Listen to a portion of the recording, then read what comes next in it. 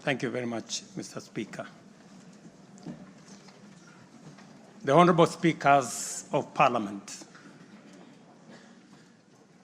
the Honorable Members, distinguished ladies and gentlemen, I'm honored to address you today in the fulfillment of the mandate vested in me under Article 1321C of the Constitution to report to you and to the people of Kenya on the measures we have taken and the progress we have made in realizing our national values and principles of governance, and to submit to you, honorable members, the progress made in fulfilling our international obligations.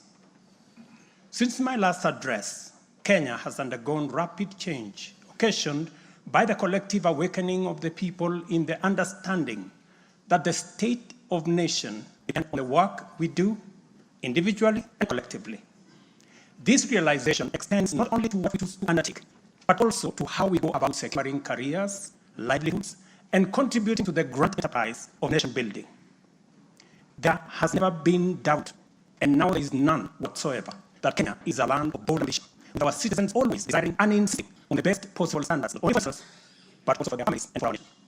Consequently, our democracy has empowered citizens to ask questions and demand changes in the way their affairs are managed, driving the needs of our nation's social, political, and economic transformation faster in the direction of excellence and prosperity. Rare are the times when leadership is ahead of the people. We are always striving to steer the machinery of state and government to keep pace with aspirations of our citizens. We have learned through the hard and more customary ways that listening is a full-time occupation of leadership, and that all questions asked by the people must be answered thoroughly and in full. We have learned never to take anything for granted and make every effort to call all our people along with us in the pursuit of our transformation. The context in which I make this national address is not only significantly different from previous occasions, but it is also a similar one with unique historical implications for us all. It is an opportunity to affirm the principles and values of which our nation stands, review steps we have taken, the path we have chosen in our journey of national development, and reinforce the commitments we have made to one another and to our beloved nation for the sake of the present and future generations. I do not take this for granted, and with utmost respect and humility before this august assembly of the people's elected representatives, I desire to respond to the most pressing concerns that have been raised by Kenya of all walks of life in prisons. To my understanding, the concerns and issues voiced by millions of Kenyans about the state of our nation deserve meaningful engagement, thorough understanding, and thoughtful response. There are discussions about whether leaders understand the pain, hardship, and struggles endured by countless citizens every day as they try to make ends meet, and whether the government is doing anything about it. Similarly, many Kenyans impatiently wonder when will real money get to their pockets, and when will the jobs promised, which they deserve, become a reality. Additionally, there has been conversations about our education system, particularly the transition to the competence-based curriculum, and whether policies in this sector are working for or against Kenyans. Important questions have also been raised concerning the direction of development in relation to democracy, human rights, and fundamental freedoms, as well as the rule of law as well as accountability. Another more direct question that emerges every now and then is whether public policy in this administration is in furtherance of service delivery to citizens or just in aid of political strategy. It is undeniable that for many Kenyans, time are hard and the struggle to meet their daily basic needs remains daunting. It is also true that these conditions have persisted for a number of years now, leading to much frustration and anxiety. Although we have gone a long way to mitigate some of these difficulties, much remains to be done. Though we have laid a foundation for decisive intervention, I believe that it is critical for us to bear in mind that this administration was inaugurated at an extremely difficult time, characterized by domestic challenges, compounded by regional and global security, geopolitical, financial, as well as climate dynamics. As a result, in 2022, the country's total debt burden was not only immense, but it was also stacked up in the most burdensome manner, leaving very little room for investment in public service or development of critical infrastructure. The prices of basic food commodities soared as a result of a combination of prolonged drought, declining local productivity due to inadequate support, and disruptions in the global supply chain caused by the war in Europe. Kenya faced a crossroads of extremely difficult choices, where before on our obligations would have significantly wasn't an already perilous situation, and more borrowing was not an option. It was therefore essential for us to drastically reduce expenditure, mobilize as much as possible resources domestically, and curtail waste. As I informed the nation then, matters were going to get more difficult before it get better, and we all had to tighten our belts and work hard under very unforgiving conditions. We have staked the fate of our ambitious bottom-up economic transformation agenda on easing the stress that the economy was in and the strain citizens underwent, while creating room for the implementation of our transformative interventions. Members, I give this background to underscore two very important facts. First, we haven't been watching helplessly and doing nothing as adversely took a toll on the economy and undermine the livelihoods and well-being of the people. On the contrary, we have been working tirelessly to steer the country away from the brink of unprecedented collapse and onto a more promising trajectory. The second point is that while we may not be where we would like to be, we are certainly not where we were 2 quarters ago. At the same time, the cost of living was substantially high, with prices of commodities beyond the reach of many households. Today, I'm proud to report that the macroeconomic indicators point to a positive turnaround and an upward trajectory. Allow me to highlight a few milestones that underscore the progress. The shilling has stabilized significantly, appreciating from Kenya shillings 102 to the dollar in February 2024 to Kenya shillings 129 today. a remarkable gain of 20%.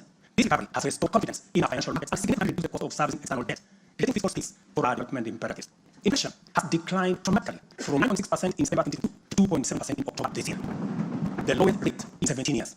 This achievement has been the consequence of favorable weather and our deliberate efforts to support farmers with affordable inputs, including fertilizer, leading not only to increased production, but also productivity, and lowering the prices of many cereals, including maize, pulses, such as beans and peas.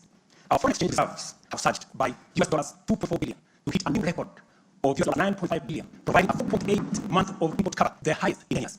This resilience shields us from external shocks in the global economy and restores investor confidence. Ladies and gentlemen, interest rates are also trending downwards, reducing borrowing costs and freeing up fiscal space for enhancing initiatives in business. Tax revenues have grown by 11.5% in the year June 2024, reflecting success of our tax-based expansion measures. The economy continues to grow steadily, recording a 5.6% growth rate in 2023, among the highest globally. We project 5% growth this year and 5.6% growth next year. Honorable members, our efforts to secure food security and stability are already bearing fruit. Since February, we have distributed subsidized fertilizer to 6.45 million registered farmers in 45 counties, enabling them to increase their yields. And this year, we have procured and through e-vouchers distributed 7 million bags of both planting and processing fertilizer to boost food production across the country. This intervention will see a projected increase in maize production, for example, to a record 74 million 90 kilogram bags. We have also concluded long-term agreements with 11 suppliers of assorted fertilizers so as to make this commodity available all year round. Fertilizer for the long rain season will be stocked in outlets nationally, ensuring our farmers are ready to plant, grow, and produce. This forward momentum will not only increase our agricultural output, but also reduce our reliance on costly food imports, securing a more self-reliant and more prosperous Kenya. This approach, rooted in my administration's policy to support production rather than subsidize consumption, has already made food more accessible, more affordable to many households. Today, Kenya boasts substantial national stocks. 47 million bags of 90 kilogram bags of maize are in our stores, 8.8 million bags of beans, 10.4 million bags of wheat, and 2.1 million bags of rice. Slowly but surely, we are building a food sector Kenya, where families need not worry or worry less about their next meal. In the sugar sector, we have achieved a historic milestone. All 17 sugar factories across Kenya are now operational, producing at impressive levels, while 4 new sugar factories are under construction. In July alone, domestic sugar production reached 84,000 metric tons, surpassing the national monthly consumption average of 40,000 metric tons. For the first time in recent history, Kenya is producing enough sugar to meet our local demand. This success is attributed to many factors: subsidized fertilizer for sugar farmers, an additional 500,000 acres that has been brought under production, and improved management of the sugar sector, which have revitalized production and brought the industry back to life. I just signed, as you know, the new sugar laws provide further policy guidance as we seek to be a sugar exporting country shortly. The government of Kenya has released and you members approved 3 billion shillings to modernize the new KCC, ensure farmers are paid on time, and maintain a high price of Kenya shillings 50 per litre. As a result, intake to KCC has increased from 100,000 litres a day to 220,000 litres a day by last month.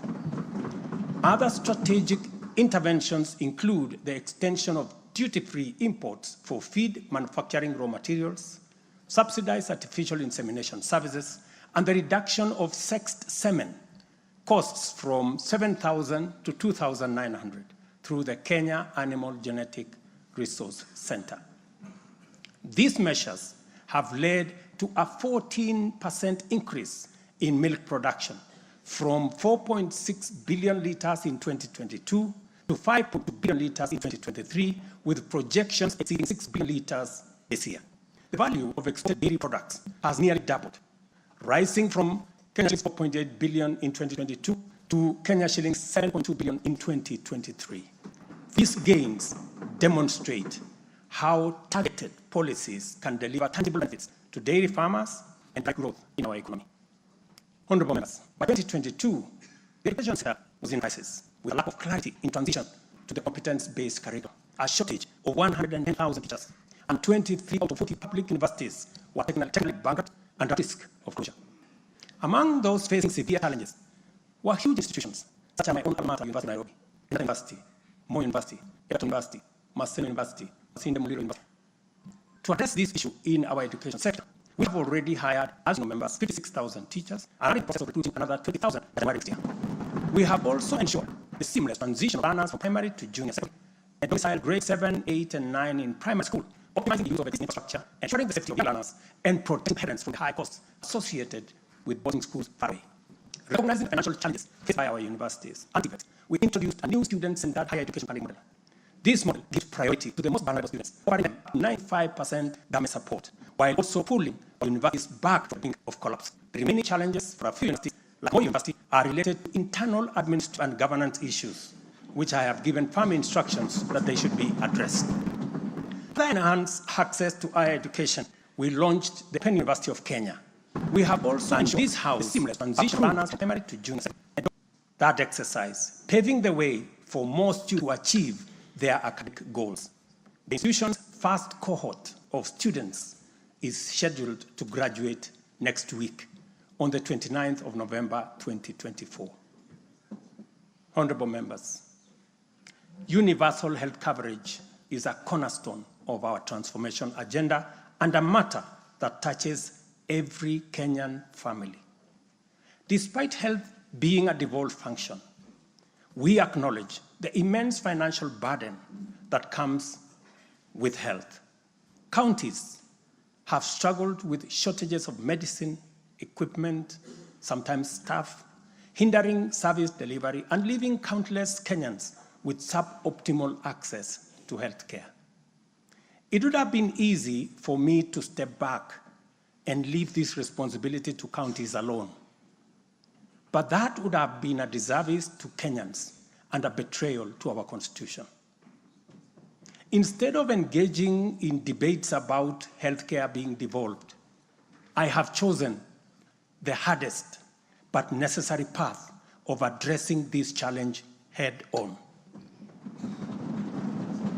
Health delivery is not just about fulfilling a constitutional mandate by whatever level of government. It is about ensuring that healthcare is not a privilege for the few who can afford and a pipe dream for the many who cannot. For years, NHIF was saddled with debts and inefficiencies, and healthcare was being severely and negatively impacted. For far too long, too many households have lived on the edge, just one illness away from financial catastrophe. Our healthcare system has historically neglected the poor and vulnerable, leaving them without any option, while private sector medical covers remained out of reach for the majority. This is precisely what we will correct through the provision of universal health coverage. This agenda is not just about a promise. It is about a bold commitment to deliver health through transformative financing reforms, making healthcare accessible and affordable, digitizing our healthcare services to enhance efficiency, eliminate fraud, and stop corruption, and to empower a skilled and motivated health workforce.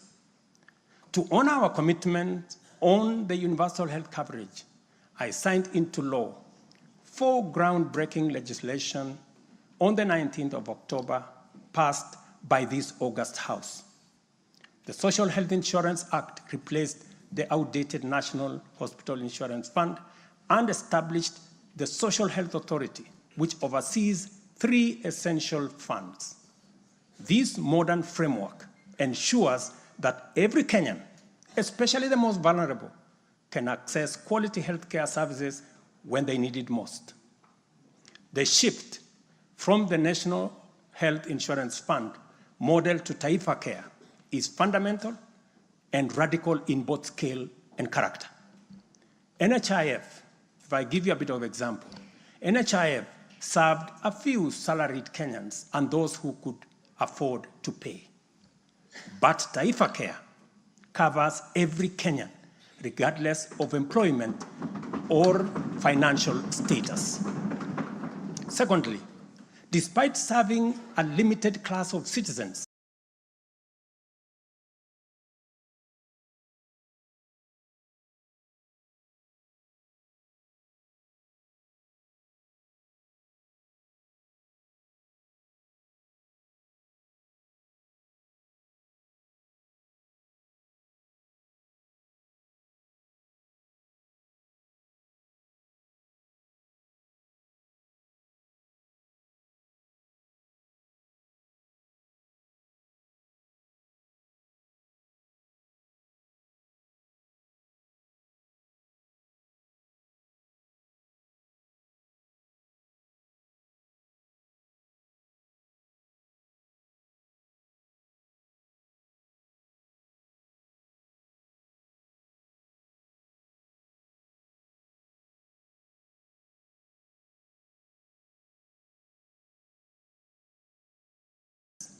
NHIF nevertheless accumulated billions of shillings of debt because of misalignment between contributions and the actual cost of healthcare.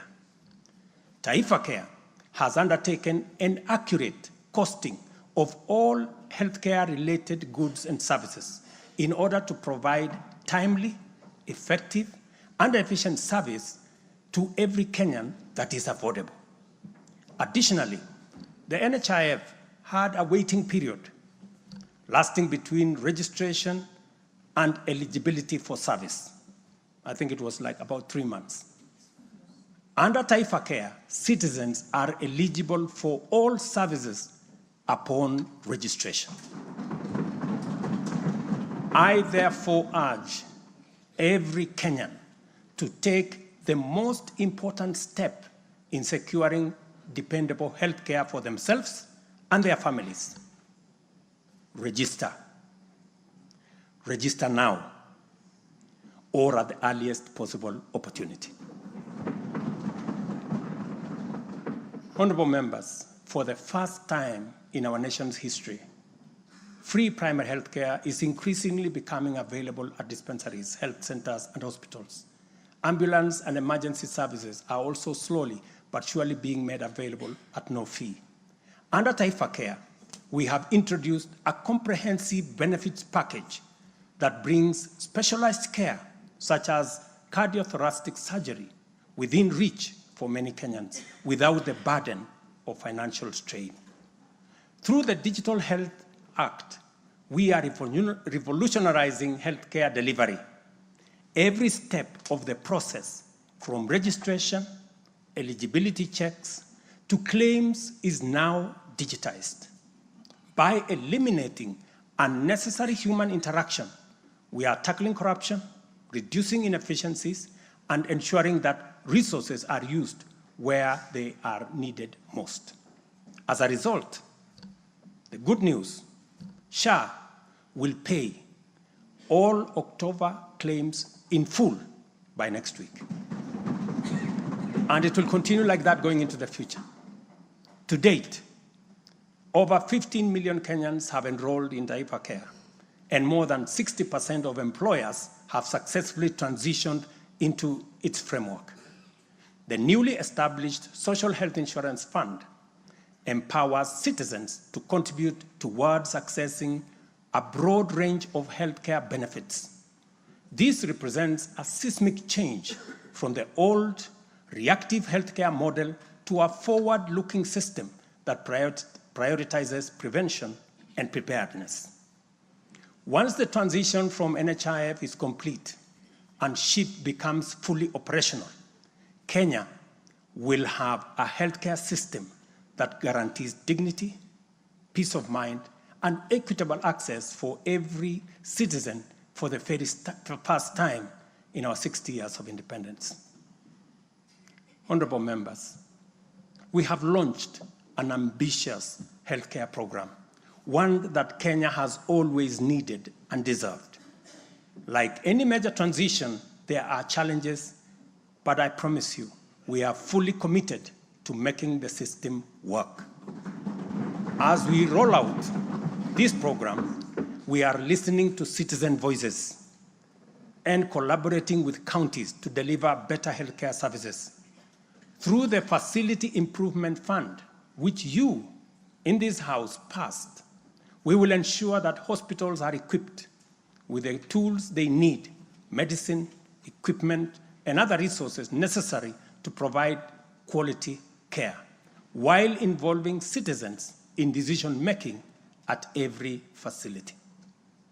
We are now doing the heavy lifting, clearing decade-old debts, ensuring access to medicine and equipment, and stabilizing a system that had failed too many for too long. We are building a healthcare system that serves every citizen with equity and dignity. Over the past month, we have disbursed Kenya shillings 5 billion to settle historical debts owed to the public, private, and faith-based medical facilities, some of which have been pending for over a decade. Another 3.7 billion will be disbursed tomorrow. This underscores our commitment to ensuring uninterrupted delivery of healthcare services, and we will continue to clear the remaining balances in a phased-out approach over the coming months. This sustained effort aims to restore confidence in the healthcare system and ensure seamless access of quality services. Honorable members, there is a compelling body of data projecting that not only is the future of humanity urban, but also that Africa has the fastest rate of urbanization. Kenya is no exception, and in fact, many of our counties are urbanizing rapidly. Dear Kenyans, we have a date with an urban future, and the only choice we have is what this urban future will look like. Will it be characterized by decent, dignified, safe, and livable neighborhoods and communities? Or will it be haphazard, unsanitary, unsafe slum dwellings? This is the fundamental question that our affordable housing plan seeks to answer. Kenya has a serious housing deficit, and the cost of housing is beyond the reach of the majority. While the social and economic efforts of this shortage are far-reaching, rent as a component of the cost of living is unsustainable. People are forced to choose between enduring long, punishing commutes to faraway homes or taking up less desirable spaces within reach. Supplying the number of units required to fill the affordable housing gap requires us to undertake construction throughout the country at the rate of 200,000 new housing units every year for 10 years. Many people have asked why they should be interested in affordable housing projects in rural areas. If you look around, you will witness the signs of our urban future. Land sizes are becoming smaller as the population grows in rural agricultural areas.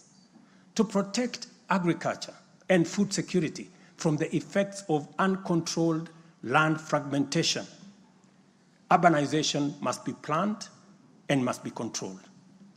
And the affordable housing program is therefore a vital component of integrated land use planning and development program that we are implementing throughout the country and in every county. Each unit of housing drives demand for different types of labor, professional services, and materials, bringing laborers, masons, bricklayers, artisans, electricians, and carpenters, as well as architects, engineers, and quantity surveyors, lawyers, real estate economists into the equation. Affordable housing is also a major opportunity for manufacturers, developers, and other industries. In other words, the economic boost from housing pillar of our bottom-up economic transformation agenda is significant and undeniably much needed. As we speak, affordable housing now directly accounts for 164,000 new jobs created over the past 1 year. Honorable members, today marks a significant milestone in our journey towards providing decent and affordable housing for all. After 2 years of hard work under the Affordable Housing Program, I am proud to announce, and you have seen it in the newspapers, the launch of the sale of the first 4,888 housing units, now in completion, across 21 social housing projects. These units, comprising studios, 1-bedroom, 2-bedroom, and 3-bedroom homes, are tailored to meet the needs of our people, offering 1,041 social housing units, 2,133 affordable housing units, and 1,714 affordable middle-class housing units in 24 counties. I invite every Kenyan above the age of 18 to join this historic journey towards home ownership. Guided by our principle of fairness, one ID, one house. Every eligible Kenyan is encouraged to express interest, visit these developments, view the show houses, and engage with on-site staff who are already too willing to assist. The allocation process will be transparent and equitable, ensuring that every qualified applicant has an equal opportunity to own a home.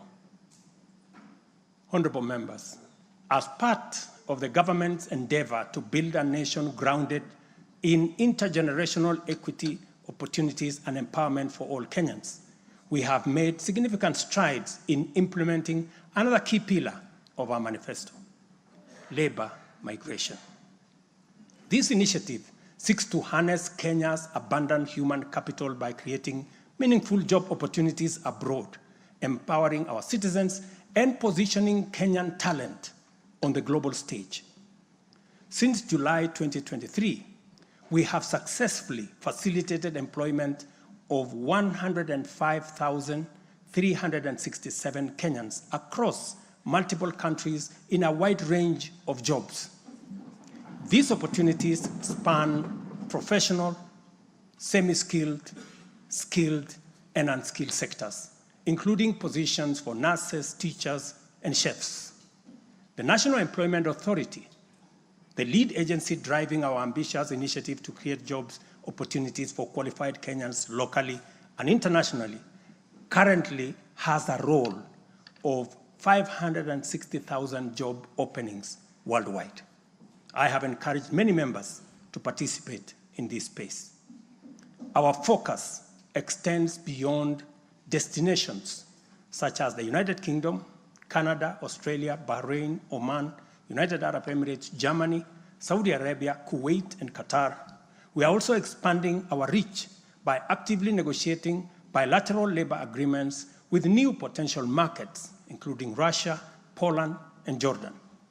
These efforts are driven by our commitment to open up new pathways for employment, ensuring that Kenyans are well represented in the global workforce.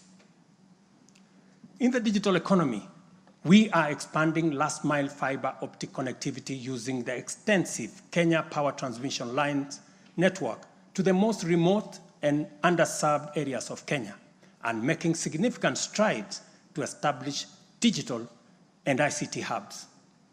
This has created a foundation for digital transformation, enabling IT economy workers, young digital creators, and entrepreneurs to access a wealth of opportunities locally and globally. By bridging the digital divide, we are empowering our youth to compete on an equal footing in the global marketplace and showcasing Kenya's ingenuity and innovation. I congratulate members of this august House for being part of this grand digital plan. Your support, encouragement, and effort is duly recognized. We have also prioritized the empowerment of individuals within the informal sector by unlocking their potential through targeted investment. This includes accessible loans, capacity building programs, and regulatory reforms designed to ease growth. A notable achievement is the partnership with the banking industry, which I participated in a month ago. This extended an additional 150 billion in loans to micro, small, and medium enterprises, complementing the government's efforts to nurture this vital sector. On financial inclusion, we have made remarkable progress through the Hustler Fund. To date, this innovative initiative has disbursed Kenya shillings 60 billion, benefiting 24.6 million Kenyans and mobilized over 3.3 billion in savings. The fund maintains a repeat customer base of 8.5 million beneficiaries with a repayment rate of 79%. To mark the fund's second anniversary, we have taken a bold step by launching a third product specifically tailored for small and medium enterprises. This new initiative will initially target 2 million beneficiaries who have demonstrated a strong credit history with the fund. By so doing, we aim to create a pathway for these entrepreneurs to transition into the formal banking system, thereby deepening financial inclusion and strengthening the SME sector. This milestone underscores our commitment to build a financially inclusive and economically resilient nation. The progress we have made has been possible only because the people of Kenya have been courageous, strong, determined, and patriotic. It has also been enabled by a number of early interventions under our bottom-up economic transformation agenda, and at the same time, created space for us to implement the agenda in full.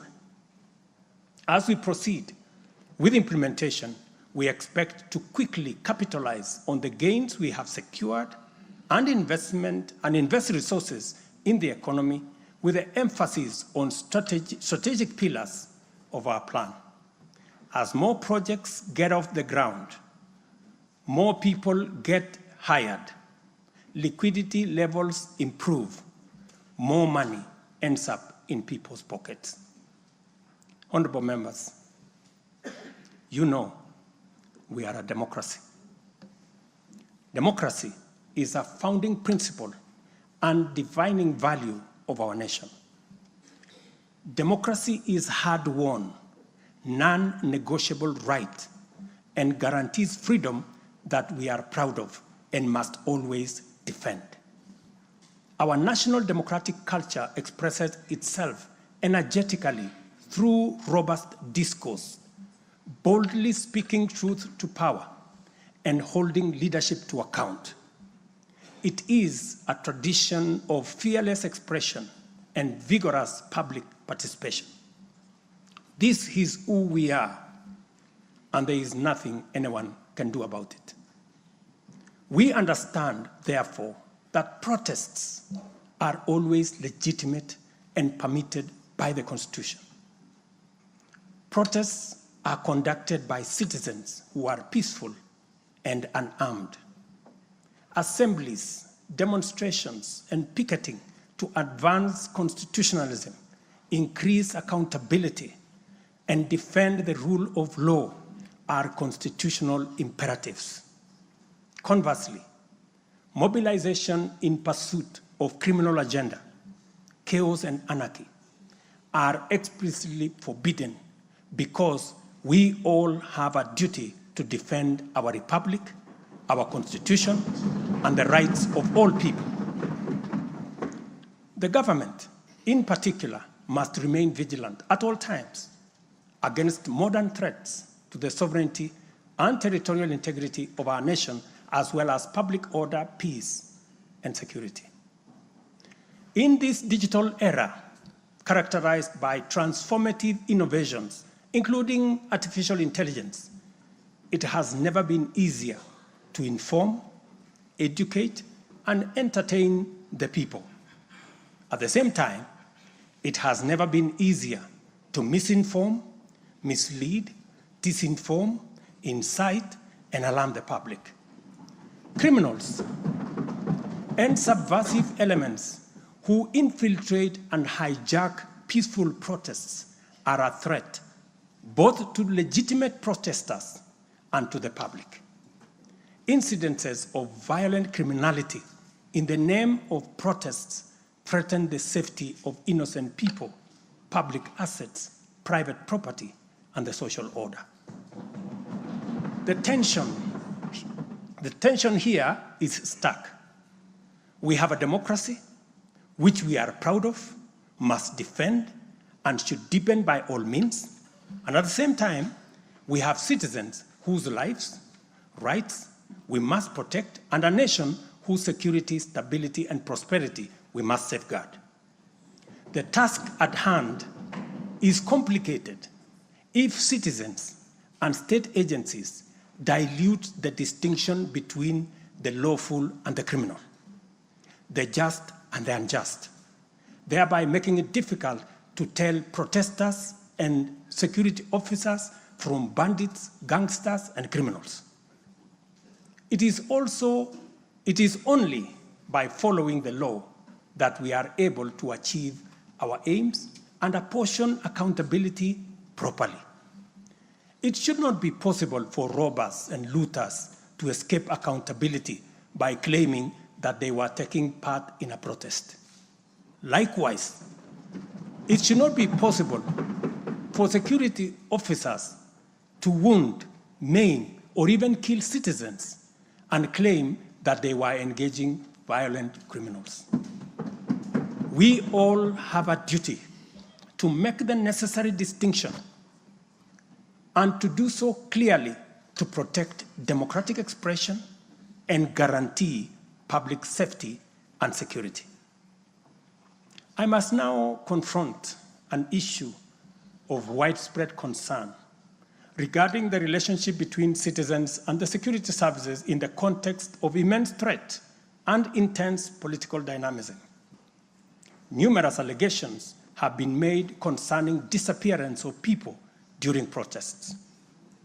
A number of these cases have been resolved, while others have been uncovered as fake news, undermining efforts to find genuine cases of missing persons. A good number of alleged disappearances have also turned out to be arrests made by police officers. In such cases, the suspects have been duly arraigned in court. I must, however, make it very clear that there is no attempt to justify or excuse illegal arrests. Such would be a serious threat to the life and liberty of citizens. I condemn any excessive or extrajudicial action which puts the life and liberty of any person at risk, including disappearances and threats to life.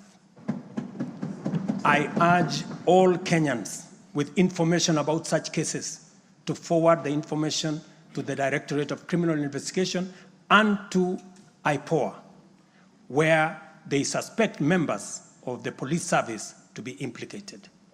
I am aware, for example, that many of the cases that have been raised are being handled by the Independent Police Oversight Authority, an important step in accountability and justice.